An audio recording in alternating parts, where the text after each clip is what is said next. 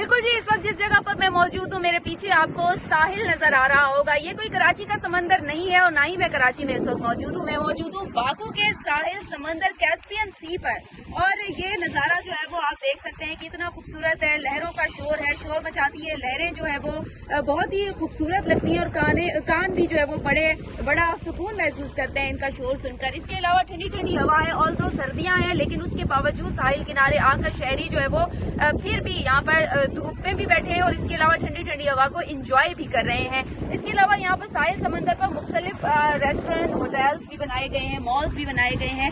ये तो थी लोकेशन की बात जो कि बहुत प्यारी है, जबकि यहाँ पर जो आए हुए शहरी हैं वो इस नज़ारे को बहुत एंजॉय करते हैं। मेरे साथ यहाँ पाकिस्तान से भी कुछ शहरी मौजूद हैं, इनसे जानते हैं कि क्या फर्क महसूस करते हैं जब यहाँ कैस्पियन सी आते हैं और दूसरी जानिब जब आप पाकिस्तान में कराची के समंदर पर जाते हैं, तो क्या आपको कमी महसूस होती है कि पाकिस्तान में क्या ऐसा होना चाहिए जो बाकू में है। अस्सलाम वालेकुम हबीब साहब, कैसे हैं आप? सबसे पहले ये बताइएगा कि इस वक्त आप कैस्पियन सी पर मौजूद हैं, ठीक है, आप यहाँ पर डेली आते भी हैं, एंजॉय भी करते हैं। मुझे खास बात बताएं यहाँ पर जो यहाँ पर है और पाकिस्तान में नहीं है।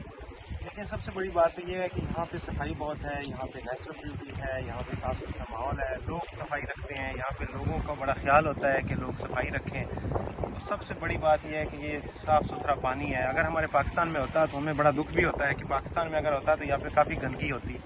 हमारे पाकिस्तान में कराची का साहिल है तो उसको इतना ख़राब किया हुआ है ना। हमारी आवाम को ये एजुकेट करते हैं, गवर्नमेंट को चाहिए कि कुछ एजुकेशन दें, कुछ सफाई का ख्याल रखें, माहौल का ख्याल रखें। जिस तरह लोग अपने मुल्क का ख्याल, अपने अपने अपने घर का ख्याल रखते हैं, उसी तरह अपने मुल्क का ख्याल रखना चाहिए।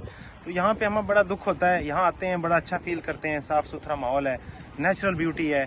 तो ये एक बहुत बड़ी चीज़ है, हमें बड़ा दुख भी होता है इस चीज़ को जब हम देखते हैं। अच्छा, जब आप यहाँ पर आते हैं तो क्या कोई एंट्री फीस है, कोई चार्जेस है यहाँ बैठने की? नहीं, बिल्कुल नहीं है, यहाँ पे फ्री है। सारी दुनिया लोग आ रहे हैं, जा रहे हैं, बिल्कुल सारी रात बैठे रहते हैं, कोई एंट्री फीस नहीं है।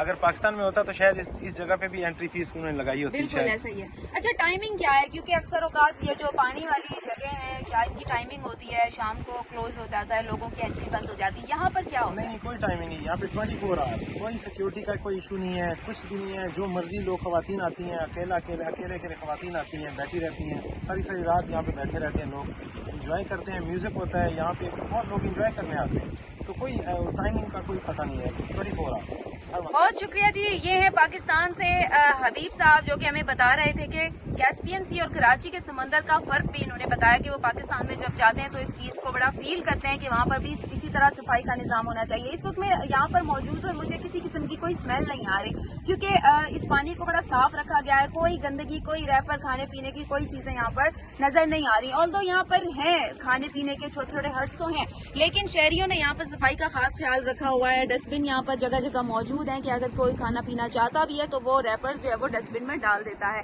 तो यहाँ इस जगह को बिल्कुल साफ सुथरा रखा गया है। शहरी रोजमर्रा यहाँ पर आते हैं, बगैर किसी टिकट के साहिल को एंजॉय करते हैं, यहाँ पर बैठते हैं, घंटों घंटों उनका जो दिन है वो यूं ही गुजर जाता है। जी।